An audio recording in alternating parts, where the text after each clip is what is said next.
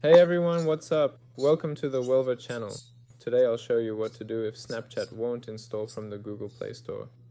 First things first, make sure your phone is compatible with Snapchat. Your phone needs at least 2 GB of RAM and at least 32 GB of storage. If all that checks out, let's head into the settings.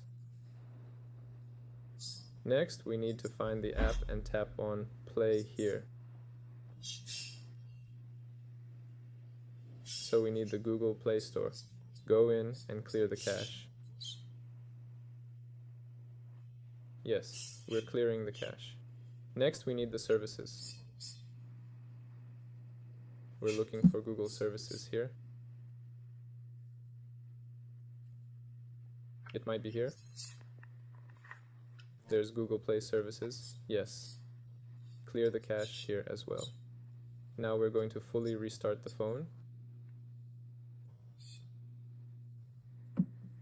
After restarting, go to the Play Store, download Snapchat, and see what happens. This was Welver. Leave a like and subscribe to the channel. See you guys later.